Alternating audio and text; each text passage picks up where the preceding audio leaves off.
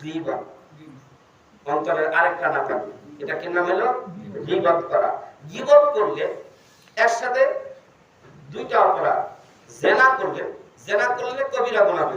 তওবা করবেন, আল্লাহ খাস বলে তওবা করবেন, আর জিনা করবেন না বলে আল্লাহ বলে ওয়াদা করবেন, আল্লাহ মাফ করে দেবেন। কিন্তু গীবত করলে কি হয় জানেন? আল্লাহ রাসূল বলেছেন আল গীবাতু আশাদ্দু মিনাজ জিনা, এটা জিনার থেকেও খারাপ।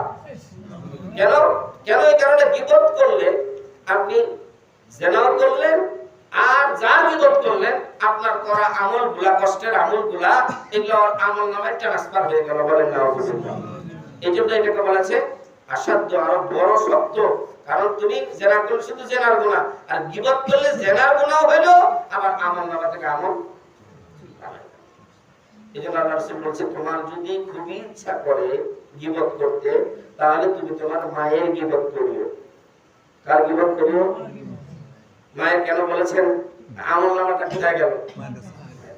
বলেন সুবহানাল্লাহ। আর মায়ের সাথে জিনা করবেন আপনি, তখন গীবত কি হবে?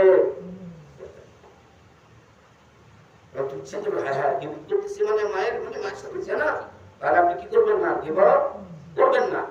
গীবতটা এত সাধারণ আমাদের কাছে, আমাদের দিন পারে হয় না গীবত ছাড়া। এই বর্তমান যুগে আমরা এটা কিছু মনে করি না। গীবত করার সাথে সাথে জিনার গুনাহ হচ্ছে, আমল নামার আমলগুলা। এখন বলেন গীবত কি?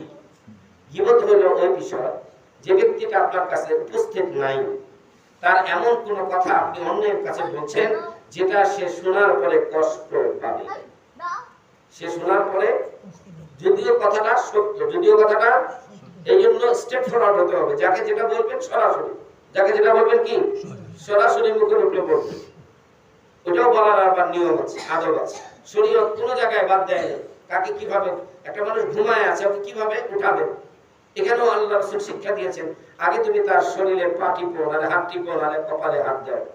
ডাক দিও, ডাক দিও, ডাকার নিয়ম নাই। ডাক দিয়ে উঠাইতে হয় না ঘুমন্ত ব্যক্তিকে। ঘুমন্ত ব্যক্তিকে টাচ করে উঠাইতে হয়, শরীরকে টিপতে হয়। এটা শরীয়তের বিধান। বলে সুবহানাল্লাহ। তো আপনি আরেকজনের যে সমালোচনা করবেন, এখানেও বিধান আছে। কি সমালোচনা? তার ভালো দিক বলবেন, যেটা শুনলে সে খুশি হবে। বলে সুবহানাল্লাহ। যেটা অনুপস্থিতিতে, তার অনুপস্থিতিতে বললে পরে যদি কষ্ট পায় শোনার পর, তাহলে এটা কি? এরপরে আসেন রাগ করা। কি করা? রাগ করা। আল্লাহ রাসূল বলেছেন ওই ব্যক্তিটা যে 10 জনকে হত্যা করে দিল যুদ্ধের ময়দানে, তোমরা মনে করতেছো ও বিরাট বড় মুজাহিদ, বিরাট বড় শক্তিশালী ব্যক্তি? না, ওর থেকেও বেশি শক্তিশালী ব্যক্তি, সে বেশি শ্রেষ্ঠ আল্লাহর কাছে, যে রাগের সময় রাগকে কন্ট্রোল করে। বলে সুবহানাল্লাহ। এই রাগের মাথায় খুন করে ফেলে। কি করে ফেলে? আর সারা জীবন জেলখানা। কবিরা গুনাহ এদিকে করছে, এদিকে বউ বাচ্চা এতিম। ঠিক কি না? কিসের কারণে হয়েছে? রাগের কারণে। এজন্য রাগ, এটাকে কন্ট্রোল করা, এটা অন্তরের নাপাকি। আল্লাহ রাসূল বলেছেন রাগ যখন তুমি কন্ট্রোল করতে পারবে না, তখন তুমি দাঁড়ানো অবস্থা থাকলে বসে পড়বা, বসা অবস্থা থাকলে শুয়ে পড়বা। এরপরে যদি না কমে তুমি ওযু করে নিবা। বলে সুবহানাল্লাহ।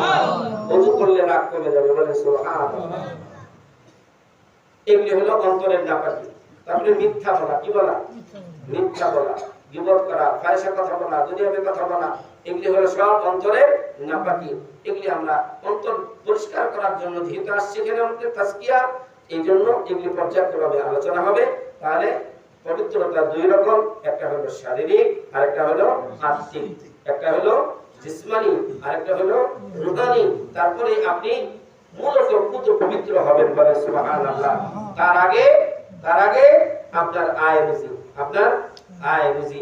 আপনি ধনবান, যাকাত দিলেন না, আপনি ফসল উঠান, আপনি ওষুধ দেন না, তাহলে আপনার রিজিক কি? নাপাক। রিজিক কি?